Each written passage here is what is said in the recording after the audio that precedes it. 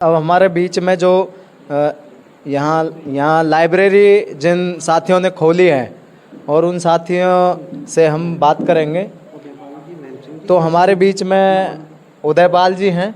उदयपाल जी, आखिरकार आपके अंदर चौपाल जो ये कहीं ना कहीं एक जुए का, शराब का अड्डा होता है, वहीं लाइब्रेरी खोलने का ये विचार आया कैसे? विचार इसलिए आया, और कहीं भी हमारे पास जगह नहीं होती है। हम बच्चों को पढ़ाने के लिए भी कोई ऐसा स्थान नहीं दे सकते जो परिवार के साथ में वो एक कमरा मिल जाए।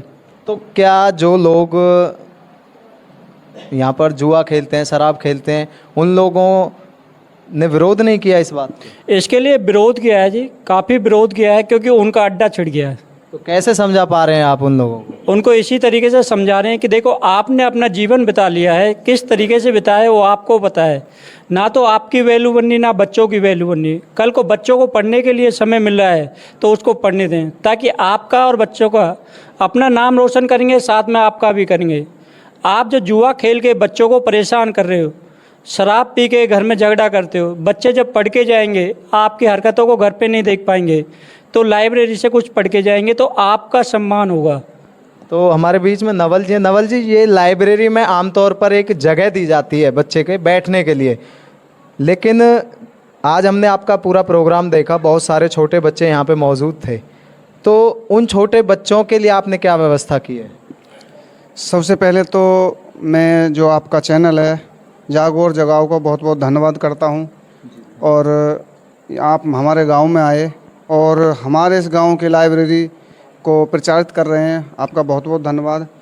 दूसरा, अपना जो आपने जो क्वेश्चन किया है उसका सही जो सटीक जो जवाब है, सरकार नहीं चाहती कि हमारे समाज के लोग पढ़ें, और इसलिए हमारे गांव का जो रिज़ल्ट है गांव बांसवा का, केवल 2 बच्चे पास हुए हैं, 35% से पास हुए हैं वो बच्चे। तो इसका मतलब ये है कि हमको बताने की ज़रूरत नहीं है कि सरकारी टीचर हमारे समाज के बच्चों को पढ़ाते हैं। तो इसका मतलब ये है कि हमने जो ये सोचा है लाइब्रेरी का, कि हम अपने बच्चों को इतना एजुकेशन में सशक्त बना देंगे कि वो कंपटीशन में किसी के सामने खड़े होंगे तो उनको पता चलेगा कि हम सरकारी स्कूल से ना पढ़ के गांव की माता सावित्रीबाई फूले लाइब्रेरी से पढ़ के आपको कंपटीशन टक्कर दे रहे हैं।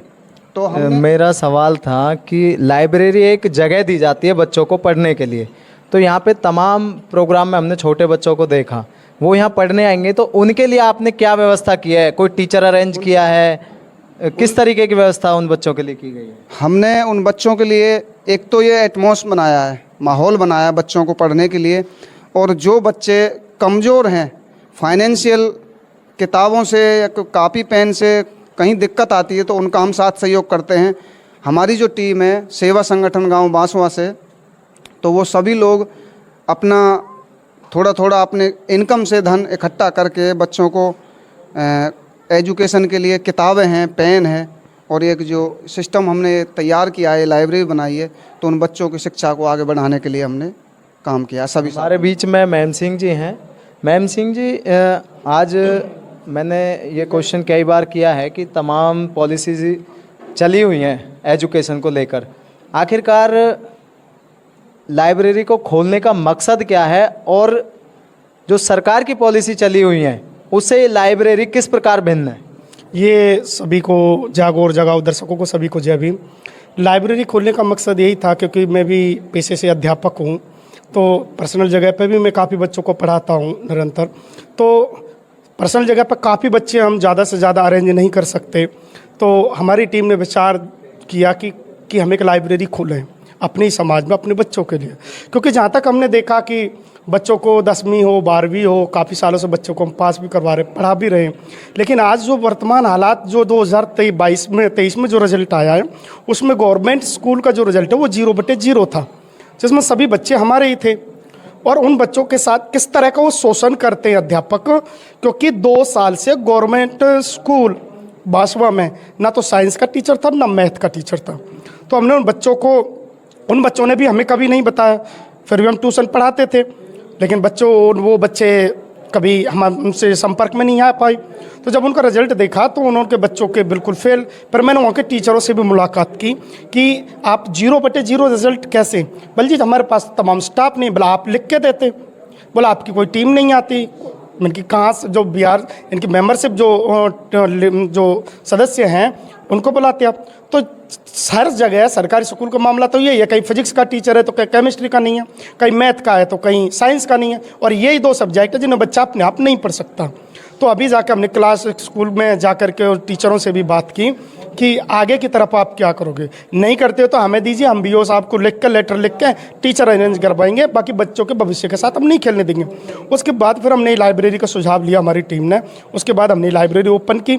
अब जो बच्चे यहाँ जिनकी रीअपियर है सन 2022-23 वाली रिजल्ट में, तो उनकी क्लासें हमें प्रॉपर तरीके से लगा रहे हैं। उनमें कुछ हमारे स्टूडेंट है जो एक्स स्टूडेंट है, काफ़ी हम जब हम टीचिंग करते हैं तो वो स्टूडेंट उन बच्चों को होल्ड करते। 2-3 बजे के बाद फिर हम उन बच्चों की साइंस की क्लास है, मैथ की क्लास है, प्रॉपर ढंग से लेते हैं। सभी बच्चे बैठे हुए होते हैं, सभी बच्चे आदेश पूरे अच्छी व्यवहार से पढ़ाई करते हैं। छोटे बच्चे बैग रख करके अपना वहाँ पढ़ाई करते हैं। मैम सिंह जी, लाइब्रेरी से पढ़कर मान लीजिए बच्चे वेल एजुकेटेड होने के बाद में अफसर बन जाते हैं, लेकिन उसके बाद कहीं ना कहीं सामाजिक मुद्दे से वो भटक जाते हैं, उसके लिए लाइब्रेरी में क्या व्यवस्था की गई है? देखो, मेरा ये आपका क्वेश्चन बहुत ही जायज़ है कि जो मान के चलो काफ़ी स्टूडेंट ऐसे हैं, मैं नाम नहीं लेना चाहूँगा उनका, क्योंकि कोई ऐसी ही संस्थाओं से हमारे से पढ़े हैं लेकिन आज उन्हीं संस्था में कोई भी सामाजिक कोई भी योगदान, हालांकि किसी परिवार के बच्चे को भी वो कोई योगदान नहीं देते हैं। हमारे साथी भी, हमारे कुछ लोग हैं जो बहुत ऊपर चले गए, ज़्यादा ऊपर नहीं गए। तो इसीलिए मैं तो यही कहूँगा कि जो भी बच्चे पढ़ कर के यहाँ जाएं, अपने समाज में मान के चलो ये मुहिम आगे और अपने लेवल पे कहीं हम मान के चलो हम कहीं बिजी हो जाएं, हमारे पास कुछ ऑप्शंस ना बचें, तो इस मुहिम का अगर आप एक पदाधिकारी बन जाते हैं तो आपकी जिम्मेदारी होगी कि वो भी इस प्रयास को अपने समाज को निरंतर गतिशील बनाए रखें।